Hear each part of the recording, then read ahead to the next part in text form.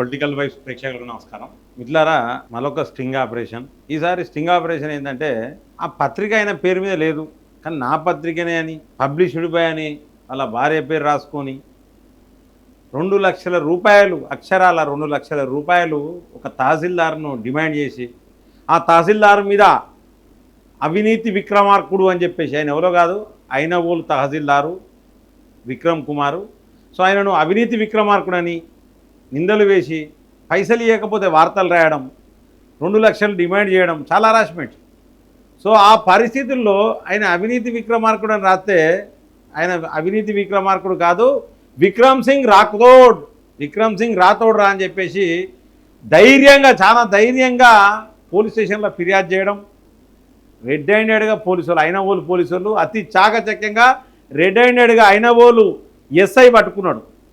ఇంత దారుణం ఏం లేదు మిత్రులారా. సో ఇటువంటి చాలామంది ఉన్నారు. అంటే పత్రికలు కదా అని మనం కళ్ళు అంటే చూడకుండా పోయే పరిస్థితి లేదు. తప్పు ఎవడు చేసినా, పత్రికోడు చేసినా, యూట్యూబ్ ఛానల్ ఒకటి చేసినా, బయట ఎటువంటి సిటిజన్ చేసినా, ఎటువంటి నాయకుడు ప్రజాప్రతినిధి చేసినా ఖచ్చితంగా ఈ పొలిటికల్ వైఫ్ ఛానల్ ప్రశ్నిస్తూనే ఉంటుంది, వార్తలు పెడుతూనే ఉంటుంది. ఫేక్ వార్తలు పెట్టే ప్రతి ఒక్కరికి ఇది కనువిప్పు కలగాలి.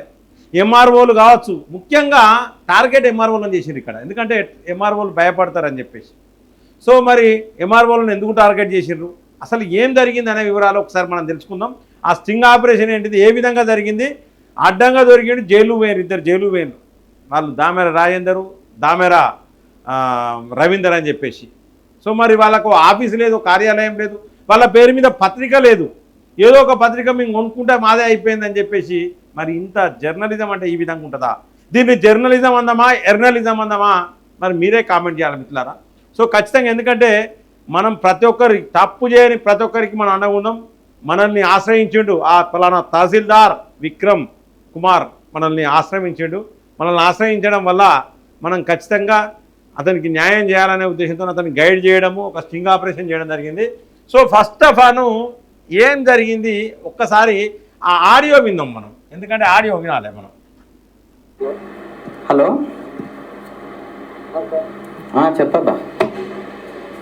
చెప్పబ్బా అన్న వ్యక్తి ఎంఆర్ఓ గారు, ఐనవోలు ఎంఆర్ఓ గారు విక్రమ్.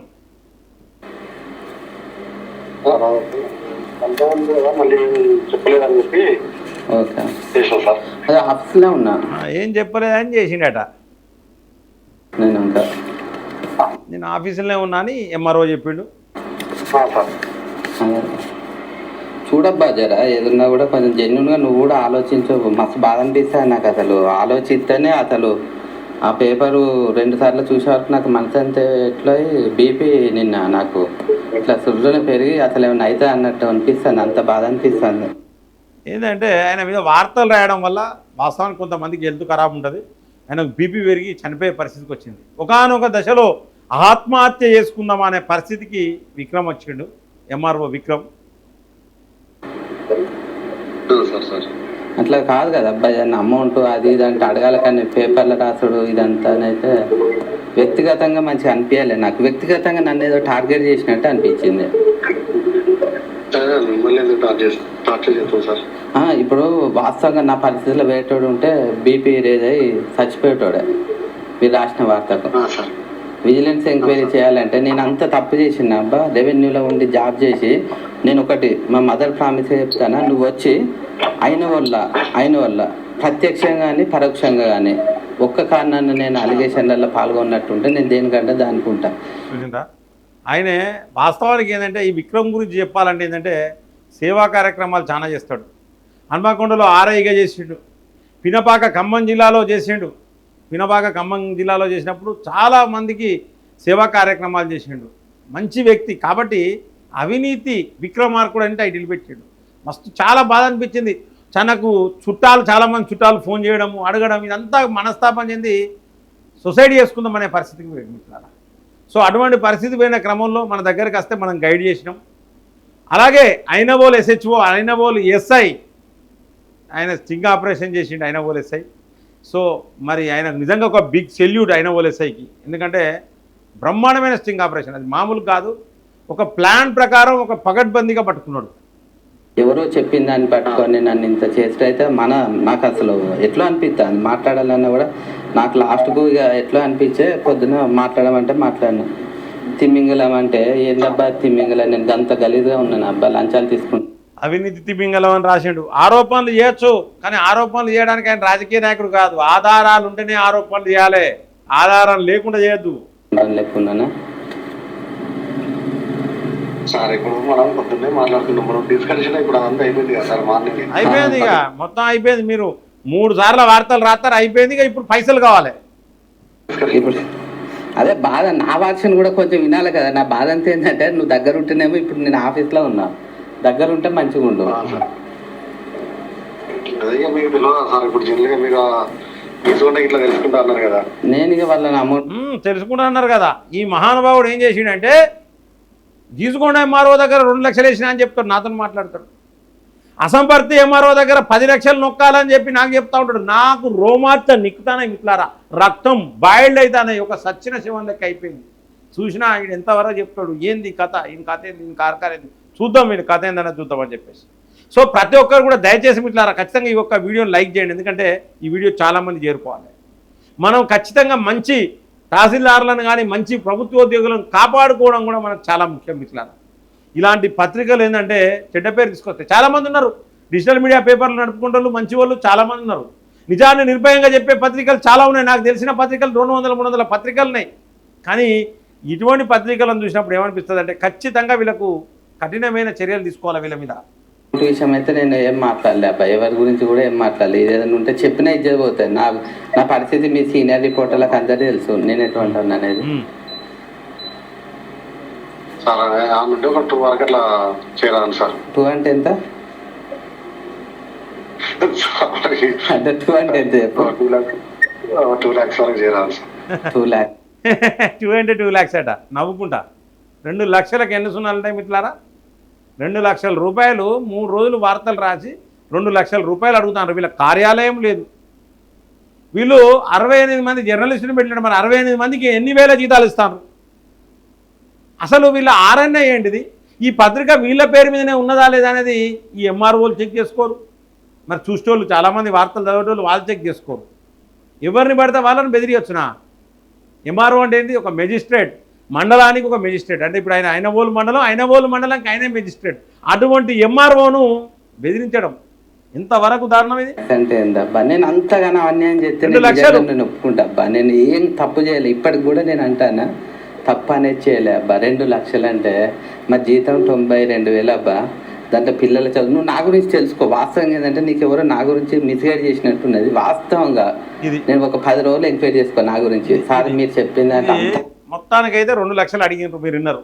సో ఆయన అడిగింది ఎవరినంటే ఒక్కసారి చూడండి మిత్రులారా, 2 లక్షల రూపాయలు అడిగింది. ఇగో ఇతనే ఎంఆర్ఓ. విఆర్ఏలకు బియ్యం నిత్యావసర సరుకులు అందజేసిన తహసీల్దార్. ఈ విధంగా సేవా కార్యక్రమాలు ఇతనే ఎంఆర్ఓ. బాధ అనిపించదా? కొంతమంది ఉండరు సేవా కార్యక్రమాలు చేసే ఎంఆర్ఓలు, కొంతమంది ఉండరు. బాధ అనిపిస్తుంది మిత్రులారా. చూడండి మిత్రులారా, ఇది బాధితులను తరలించేందుకు పొలం గట్ల నుంచి 4 కిలోమీటర్ల బురదలో నడిచి వెళ్తున్న పినపాక తహసీల్దార్ ఎస్ఐని పినపాక తహసీల్దార్ ఇద్దరు కూడా బాధితుల కోసం, అంటే వరదలు వచ్చినప్పుడు పినపాకలో, ఖమ్మం జిల్లా పినపాకలో జరిగిన సంఘటన ఇది. ఏపీ అని ఆంధ్రజ్యోతి పేపర్లో వచ్చిన వార్త. చూడండి మిత్రులారా, ఇక్కడ అక్రమార్కుల గుండెల్లో విక్రమార్కుడు అని చెప్పేసి రాసిర్రు. అంటే అక్రమార్కులు ఎవరైతే పేద ప్రజల భూములల్లా కబ్జా చేస్తే వాటిని కూలగొట్టించిండు, అటువంటి విక్రమార్కుని పట్టుకొని అవినీతి విక్రమార్కుడు అని రాసినారు. నేను చెప్తున్నా ఇలా, అతను అవినీతి విక్రమార్కుడు కాదు, అవినీతి పర్ల గుండెల్లో నిద్రపోయే విక్రమ్ సింగ్ రాథోడ్. ఆ విక్రమార్కుడు సినిమా చూసిండో చూడలేదో ఈ మూర్ఖుడు, రాసిన మూర్ఖుడు. అందులో విక్రమ్ సింగ్ రాథోడ్ అంటే ఏంది, ఉత్సవహిస్తాడు. ఈయన మామూలుగా లేడు మిత్రులారా. ఈయన గుండె ధైర్యానికి మెచ్చుకోవాలి. ఈ ఎంఆర్ఓ గుండె ధైర్యానికి మెచ్చుకోవాలి మనం. ప్రతి ఒక్కరికి ఎంఆర్ఓలు ఈ రాష్ట్రంలో, తెలుగు రాష్ట్రాల్లో ఉన్న ప్రతి ఒక్క తహసీల్దార్ చూడాలి, ప్రతి ఒక్క రెవెన్యూ ఉద్యోగి చూడాలి. మీ దగ్గరకు వచ్చి ఎవరైనా బెదిరించి మిమ్మల్ని 2 లక్షలు 3 లక్షలు అని డబ్బులు వసూలు చేసే ప్రతి ఒక్కరి మీద మీరు ఫిర్యాదులు చేయండి. ఒక్కరోజు చనిపోయేటప్పుడు ఒకటే రోజు చనిపోవాలి మిత్రులారా. భయపడి చనిపోవద్దు. ప్రభుత్వోద్యోగులకు నేను పిలుపునిస్తా ఉన్నా. ఈ లంచాలు అనేది ప్రభుత్వోద్యోగుల దగ్గర లంచాలు తీసుకోవడం అలవాటు అయిపోయింది. ఇది లంచం కిందకే వస్తుంది మిత్రులారా. కాకపోతే వీళ్ళని యాంటీ కరప్షన్ బ్యూరోలు పట్టుకోరు. ఎందుకంటే గవర్నమెంట్ ఉద్యోగస్తులు అయితే యాంటీ కరప్షన్ బ్యూరోలు పట్టుకుంటారు. చూడండి ఎంత అంటే అతని గ్రాఫ్ చాలా మంచిగా ఉంటుంది. అతని అంత మంచిగా గ్రాఫ్ ఉన్న వ్యక్తిని పట్టుకొని నువ్వు అవినీతి విక్రమార్కుడు అని రాస్తే అయితే ఒక రోజు ఆగండి మాట్లాడదామంటే కూడా మళ్ళీ వార్త పెట్టిండు, పైసలు వచ్చేదాకా వార్తలు పెడతా అంటాడు. మరి ఆయన చేసిన తప్పేంటిది అని ఒక్కసారి మనం పోదాం. అసలు ఆయన మీద ఏం వార్త రాసిండు అనేది ఒక్కసారి చూద్దాం. ఇట్లా ఇది పేపర్, ఆ పేపర్ పేరు ఏంటంటే జన నిర్ణయం. మిత్రులారా చూడండి, ఈ జన నిర్ణయం పేపరు. ఈ పేపర్లో ఫస్ట్ రేవంత్ రెడ్డి చేసిండు, ఇవన్నీ కూడా వార్తలు రాసిండు. ఓకే, అంత అయిపోయింది కదా. చూడండి, అవినీతి తిమింగలం అని ఈయనది రాసిండు వార్త. అవినీతి తిమింగలం, తహసీల్దార్ చేసిన అక్రమ కన్వర్షన్లు ఆధారాలతో రేపటి సంచికలు అంటే ఉచ్చబోసుకొని గజగజమనికి పట్టుకపోయి పైసలు కట్టలు అప్పచెప్పాలి. ఆయన అప్పచెప్పాడు, ఆయన డబ్బులు ఇవ్వడం ఇట్లారా నాకు తెలుసు. ఎందుకంటే నేను కొన్ని సంవత్సరాల నుంచి చూస్తున్నా. చాలామంది కొంతమంది అధికారులు సిన్సియర్గా పనిచేసే వాళ్ళు కూడా ఉన్నారు. సో అటువంటి వాళ్ళకు మనం ఖచ్చితంగా మన వల్ల వీలైనంత సహాయం మనం చేయాలి. సో మరి ఈ వార్త చదివిండు, నాకు కొంచెం డౌట్ వచ్చింది మిట్లారా. ఈ వార్త చదివిన తర్వాత నాకు కూడా పంపించిండు ఇది జరిగిందన్న. అంటే నేను ఆయనకు ఒక ప్లాన్ చెప్పిన, ఆ ప్లాన్ ప్రకారం పోలీసులను ఆశ్రమించిండు. మొత్తానికైతే ప్లాన్లో చిక్కున్నాడు. కింది పోయిన తర్వాత ఇక్కడ చూడండి మిట్లారా, కింది పోయిన తర్వాత ఇది ఆయనది పత్రిక. ఇంత మంచి పత్రికల కిందికి వచ్చిన తర్వాత ఇక్కడ RNI ఉంటుంది. ఇక్కడ చూడండి, RNI నంబర్ అని ఉంటుంది మిట్లారా. APTEL by 2010 by 31/8/98 అని ఉన్నది. ఈ printed published and owned by Jannu Sunitha ఉన్నది. మరి ఇది జన్ను సునీత అనే పేరు మీద ఈ RNI ఉన్నదా? ఫస్ట్ ఆఫ్ ఆల్ ఆయన తర్వాత నెక్స్ట్ ఏం చేసిన అంటే మనం చేయాల్సిన పని ఏంటంటే ఎవరైనా పత్రికను చెక్ చేసే పద్ధతి ఇదే. ఇక్కడికి వచ్చినాక ఎడిటర్ దామెర రాజేందర్ అన్నది. మరి ఎడిటర్ పేరు దామెర రాజేందరు, ఓనర్ పేరు జన్ను సునీత అని ఉన్నదా లేదా అనేది ఒకసారి నాకు డౌట్ అనిపించి ఏం చేసిన అంటే మిట్లారా, నేను ఆన్లైన్లో చెక్ చేసిన. మనకు పోర్టల్ ఉంటుంది, ఆన్లైన్లో పోర్టల్ ఉంటుంది మిట్లారా. ఆ ఆన్లైన్లో నేను చెక్ చేసిన. ఆన్లైన్లో చెక్ చేసిన దాంట్లో నాకు ఇది జన నిర్ణయం అనే పత్రిక మీరు క్లియర్గా చూడొచ్చు మిట్లారా. ఇది జన నిర్ణయం అనే పత్రికల మీకు ఒక్కసారి ఎందుకైనా మంచిది మీకు ఈ ఆన్లైన్లో చెక్ చేసేది కూడా నేను చూపిస్తాను మిట్లారా. ఈ ఆన్లైన్లో మీరు ఇక్కడ ఏం లేదు, సెర్చ్లో ఏం చేయండి అంటే మీరు క్లియర్గా RNI అని కొట్టండి. RNI అంటే RNI రిజిస్ట్రేషన్ ఇక్కడ కొట్టండి. కొట్టిన తర్వాత RNI రిజిస్ట్రేషన్ అని కొట్టిన తర్వాత మిట్లారా మీరు ఒక్కసారి చూడండి. ఇందులో PRGI government.in అని ఉన్నది. ఇది ప్రెస్ చేయండి. ఇది ప్రెస్ చేసిన తర్వాత మీకు RNI డీటెయిల్స్, అసలు ఆ జన నిర్ణయం అనే పత్రిక అసలు ఎవరి పేరు మీద ఉన్నది, ఏం కథ అనే వివరాలు మనం తెలుసుకోవాలి ఫస్ట్. ప్రతి ఒక్కరు కూడా అంటే నాట్ ఓన్లీ జన నిర్ణయం, ఏ పత్రికనైనా డీటెయిల్స్ తెలుసుకుంటే ఈ స్క్రీన్లో మీకు ఈ డీటెయిల్స్ వస్తాయి మిట్లారా. ఈ డీటెయిల్స్ వస్తే ఇందులో రిజిస్ట్రేషన్ అనేది 2010 కరెక్టే ఉన్నది. సో ఇది RNI నంబర్ కరెక్టే ఉన్నది, టైటిలు జన నిర్ణయం కరెక్టే ఉన్నది, మొత్తం కరెక్టే ఉన్నది. కానీ ఇది నల్గొండ పత్రిక, సోమవారపు యాదయ్య అని ఉన్నది పత్రిక. ఆయన పేరు మీద ఉన్న పత్రికను జన్ను సునీతనా ఏదో పెట్టిర్రు, జన్ని సునీత ఏదో పెట్టిర్రు వీళ్ళు. సో ఆ పేరు మీదకి మరి పెట్టిర్రు. అక్కడ నల్గొండలో ఉన్న పత్రిక మరి ఈయన నడుపుతాడు. ఈయన కింద తెలంగాణలో 68 మంది రిపోర్టర్లట. మరి ఇప్పుడు ఉన్న 68 మంది రిపోర్టర్లు ఈయన తీసుకున్న రిపోర్టర్లేనా? ఆ జన నిర్ణయానికి సంబంధించి అసలు జన నిర్ణయం పత్రిక ఓనర్ ఎక్కడున్నాడు? మరి ఆ పత్రిక ఓనర్ను మోసం చేసిండా? ఆ పత్రిక ఓనర్తోనేమన్నా కాగితం రాసుకున్నాడా? మరి ఏందనేది కూడా వివరాలు మనం ఖచ్చితంగా మనం తెలుసుకోవాలి మిత్రులారా. మరి ఆ జన నిర్ణయం పత్రిక ఓనర్ పేరు వేరే ఉన్నది. సో ఆ జన నిర్ణయం పత్రిక మనిషి వేరే కాడున్నాడు. వీళ్ళు మాత్రం ఏంటంటే క్లియర్గా చాలా స్పష్టంగా క్రిస్టల్ క్లియర్గా వీళ్ళు చేసే పని ఏంటంటే వీళ్ళ పేరు మీద పత్రిక లేదు, ఏదంటే దొరికినాక చెప్తాడు కదా మేము ఆ పత్రిక కొనుక్కున్నాం, కాగితం రాసుకుంటే నీ పత్రిక అయిపోతుందా? ఒక పత్రిక పెట్టాలంటే దానికి పోలీస్ వెరిఫికేషన్ అవసరం. కాగితం రాసుకుంటే నీ మీద దొంగ కేసులున్నా, నువ్వు లంగవైనా ఏదైనా నువ్వు నడుపుకోవచ్చా పత్రిక? గతంలో ఈ మనిషి మీద కేసు ఉన్నది. ఆ మనిషే చెప్పిండు 2020లో 2022లో సుబేదారి పోలీస్ స్టేషన్లో కేసు ఉన్నది, దేశద్రోహం కేసు ఉన్నదని అన్నాడు. ఆ టైంలో మావోయిస్టుల పేర్లు చెప్పి చందాలు వసూలు చేసిర్రు అని చెప్పేసి కేసు ఉన్నదని మరొకరు చెప్తా ఉన్నారు. కొంచెం ముందు పోయి ఒక ఫర్నిచర్ షాప్ అయినా బెదిరించి పైసలు అడిగిన దాంట్లో కేసులు పెట్టిర్రు. వీళ్ళు లెటర్లు పెడతారు మావోయిస్టుల లెటర్లు అని చెప్పేసి లెటర్లు క్రియేట్ చేస్తారు. మరికొందరు చెప్తా ఉన్నారు వీళ్ళ దగ్గర కొన్ని సాహిత్యం మావోయిస్టులకు సంబంధించిన సాహిత్యానికి సంబంధించిన బుక్కులు దొరికినాయని. ఇట్లా నువ్వు ఏదైనా చేసుకో, నువ్వు ఏనన్నావో, కానీ ఒక పత్రిక అంటే నువ్వు ఒక తహసీల్దార్ను ప్రశ్నించే ముందు నువ్వు కరెక్ట్ ఉన్నావా లేదా ఫస్ట్ అది కూడా చూసుకోవాలి కదా. మనం కరెక్ట్ లేనప్పుడు అవతల ఎట్లా ప్రశ్నిస్తాం?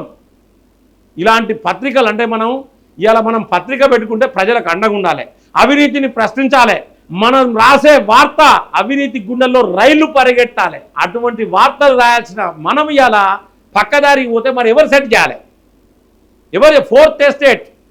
ఫోర్త్ ఎస్టేటే పక్కదారి పడితే ప్రజలను ఎవరు కాపాడాలి? అవినీతిని ఎవరు ప్రశ్నించాలి? అవినీతిని ఎవరు ఎదిరించాలి? ఇటువంటి పరిస్థితులు మన తెలంగాణలోనే. మరి రేవంత్ రెడ్డి కోపం వచ్చిన ఇటువంటి వాళ్ళు చేయబట్టి మంచిగా పనిచేసే వాళ్ళకి కూడా చెడ్డ పేరు వస్తూ ఉన్నది మిత్రులారా. ఇటువంటి వాళ్ళు చేయబట్టి మరి ఈ జన నిర్ణయం పత్రిక చెందా కాదా ఒక్కసారి మీరు కామెంట్ బాక్స్లో రాయండి. నేను క్లియర్గా ప్రతి ఒక్క వివరాలు ఇచ్చిన. ఆయన అవినీతి తిమ్మింగలం అయితే మిత్రులారా వీళ్ళు ఏం చెప్తారంటే కన్వర్షన్లు చేస్తారంటే నాలా కన్వర్షన్ చేసే బాధ్యత ఎంఆర్ఓది కాదా? ఎకరం భూమిని గుంటలుగా రిజిస్ట్రేషన్ చేస్తారంటే ఎకరం భూమిని గుంటలుగా రిజిస్ట్రేషన్ చేసే బాధ్యత తహసీల్దార్ది కాదా? అవునా? రాష్ట్రం మొత్తం చేయాల్సిందే. ఒక టైంలో ఆపిండు, గుంటలల్లో చేయొద్దు అని చెప్పేసి కేసీఆర్ ఒక టైంలో ఆపిండు. కానీ తర్వాత ప్రభుత్వానికి రెవెన్యూ పోతుంది, ఈ విధంగా రిజిస్ట్రేషన్స్ లేకపోతే అని మళ్ళీ తర్వాత ఓపెన్ చేసింది. సో ఇప్పుడు అటువంటిది ఏం లేదు, బ్యాన్ ఏం లేదు. అంటే ఎకరం భూమిని గుంటలుగా చేస్తే తప్పేంది, గుంటల భూమిని నాన్ అగ్రికల్చర్ ల్యాండ్గా కన్వర్షన్ చేస్తే తప్పేంది? జీతం తీసుకుంటారు, వాళ్ళ పని వాళ్ళు చేస్తారు. ఇదంతా కూడా ఒక స్లాట్ బుక్ అయిందంటే వాళ్ళు రిజిస్ట్రేషన్ చేయాల్సిన బాధ్యత ఉంటుంది. చేయకపోతే ఎందుకు చేస్తలేమో సంజాయిషి చెప్పాలి. చేయకపోతే ఎవరైతే రిజిస్ట్రేషన్ చేయమని వచ్చిండ్రో వాళ్ళు ఖచ్చితంగా వాళ్ళు కనుక ఒక లెటర్ పెడితే ఎంఆర్ఓ ఉద్యోగం పోతుంది. అటువంటి పరిస్థితులు ఇవాళ ఉన్నాయి. మరి ఎంఆర్ఓలను ఎందుకు టార్గెట్ చేస్తూ ఉన్నారు? ఈ గీసుకొండ ఎంఆర్ఓ దగ్గర రియాజుద్దీన్ అనే పేరు గీసుకొండ ఎంఆర్ఓ దగ్గర 2 లక్షలు దొబ్బినామన్నారు. మరి నిజంగానే దొబ్బినరా లేదా? అసలు పోలీసు వాళ్ళు కేసులు నమోదు చేశారు. అసలు పోలీసు వాళ్ళు ఏం కేసులు నమోదు చేశారు అనేది కూడా ఒక్కసారి మనం చూద్దాం. ఆ యొక్క ఎఫ్ఐఆర్ చూద్దాం మిత్రులారా. ఎఫ్ఐఆర్ మీరు చూడాలి ఖచ్చితంగా. 308/2 ఎక్స్టార్షన్ మిత్రులారా. Extortion 351/2, 353/1, 356/3, red with 3/5 BNS. So ఎవరెవరి పేరు మీద అయింది అనేది ఒక్కసారి చూడండి. అసలు కంప్లైంట్ చేసింది కనపర్తి విక్రమ్ కుమార్, అయిన వాళ్ళు ఎంఆర్ఓ తహసీల్దార్. ఇది కంప్లైంట్ చేసిన అతని పేరు. ఎవరెవరి పేరు మీద అయింది అనేది కూడా ఇక్కడ ఉంటుంది. ఇంకో 2వ పేజీ ఉంటుంది. దామెర రాజేందర్, ఎడిటర్ జన నిర్ణయం 1. సో ఇద్దరి పేరు మీద అయింది మిత్రులారా. దామెర రవీందర్, రవీందర్ అనే పేరు మీద A1 A2, Ravinder A1 A2 Rajender, వీళ్ళిద్దరి మీద అయింది. అసలు విషయం ఏంటంటే వీళ్ళిద్దరి మీద కేసవుడు కాదు. దయచేసి నేను పోలీస్ కమిషనర్ గారికి రిక్వెస్ట్ చేస్తా ఉన్నా, దీని మీద ఒక స్పెషల్ ఆపరేషన్ స్టార్ట్ చేయండి. ఎందుకంటే ముందుగా ఈ జన నిర్ణయం పత్రిక ఎవరిది? వీళ్ళు కాగితం రాసుకొని పత్రిక నడపడం అనేది చాలా పెద్ద నేరం. ఇది చాలా తప్పు. మీరు కూడా ప్రతి ఒక్కరు కూడా ఎవరన్నా మీ ఆఫీస్కి వచ్చి ఈ పేపర్ నాది, ఆ పేపర్ నాది అంటే బెదిరిస్తే ఆర్ఎన్ఏ చెక్ చేయండి. దాని ఓనర్ ఎవరు అనేది కూడా చెక్ చేయండి. అసలు ఆ అడ్రస్ ఉన్నదా? ఇవాళ వీళ్ళకి ఆఫీసు లేదు మిత్రులారా.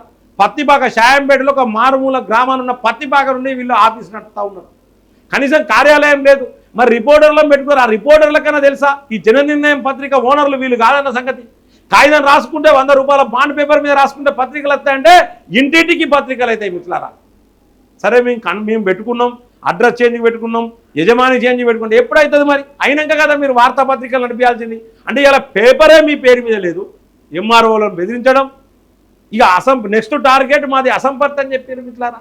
అసంపర్తి ఎంఆర్ఓను 10 లక్షలు అడగాలని చెప్పారు. మరి ఎందుకు అడుగుతారయ్యా అంటే నాలా కన్వర్షన్ అంటారు, లేకపోతే గుండెలుగా చేస్తారు. మరి వాళ్ళు చేయకపోతే ఎవరు చేయాలి? పీకేది అందుకున్నారా ఎవరైనా ఆఫీసర్లు? గడ్డి పీకుతారా? దేనికండి? చేయాల్సిన బాధ్యత ఎంఆర్ఓలదే. గవర్నమెంట్కు రెవెన్యూ వస్తుంది, అది డ్యూటీలో భాగమే, దాంట్లో తప్పేమున్నదండి. దయచేసి మిత్రులారా, జర్నలిజం అంటే నిజాయితీగా ఉండాలి, ట్రాన్స్పరెంట్గా పారదర్శకంగా ఉండాలి. మనం రాసే ప్రతి వార్త సమాజానికి ప్రజలకు ఉపయోగపడే విధంగా ఉండాలి. అవినీతిని ప్రశ్నించాలి, అవినీతిని ఎదిరించాలి, అక్రమార్కుల గుండెల్లో నిద్రపోవాలి. కానీ ఇలాంటి నిజాయితీ గల విక్రమార్కుల గుండెల్లో నిద్రపోతాం, వీళ్ళని ఉరికిస్తామంటే ఈ విక్రమార్కులు, అవినీతి విక్రమార్కులను మీరు రాసిన ఆ విక్రమార్కుడు ఎలా విక్రమ్ సింగ్ రాథోడ్ అయిన మిట్లారా. సో కాబట్టి ఇవాళ మన స్పెషల్ స్టోరీ, మన విక్రమ్కు ఖచ్చితంగా ఒక బిగ్ సెల్యూట్. అండ్ ఈ యొక్క ఆపరేషన్ను బ్రహ్మాండంగా సక్సెస్ చేసిన ఆ యొక్క ఐనవోల్ ఎస్ఐకి నిజంగా ఒక బిగ్ సెల్యూట్ చెప్తున్నాం మా సార్కు. ఎందుకంటే చాలా ఒక రిపోర్టర్ను పట్టుకోవాలంటే ఈరోజు పోలీసు వాళ్ళు కొంతమంది భయపడే పరిస్థితి. అటువంటి పరిస్థితుల్లో ధైర్యం చేసి దీని వెనుక దాదాపు డీసీపీ గారు ఉన్నారు, దీని వెనుక ఏసీపీ గారు ఉన్నారు, దీని వెనుక సిపి గారు ఉన్నారు, చాలా బ్రహ్మాండంగా దీని వెనుక చాలామంది ఉన్నారు. ఎట్టి పరిస్థితుల్లో ఒక మెజిస్ట్రేట్ అయిన ఒక మండలానికి ఒక మెజిస్ట్రేట్ అటువంటి మెజిస్ట్రేట్ను బెదిరించే వాడిని ఖచ్చితంగా పట్టుకోవాలని చెప్పేసి కంకణం కట్టుకొని 3 రోజుల నుంచి వెళ్ళి శ్రమించి ఇద్దరిని పట్టుకున్నారు మిత్రులారా. సో మిత్రులారా, ఈ యొక్క వార్త పట్ల మీ యొక్క అభిప్రాయాన్ని ఖచ్చితంగా కామెంట్ బాక్స్లో రాయండి, లైక్ చేయండి, 10 మందికి షేర్ చేయండి, సబ్స్క్రైబ్ చేయని వాళ్ళు మన ఛానల్ సబ్స్క్రైబ్ చేయండి, బెల్ బటన్ నొక్కడం మర్చిపోకండి మిత్రులారా. జై హింద్, జై భారత్.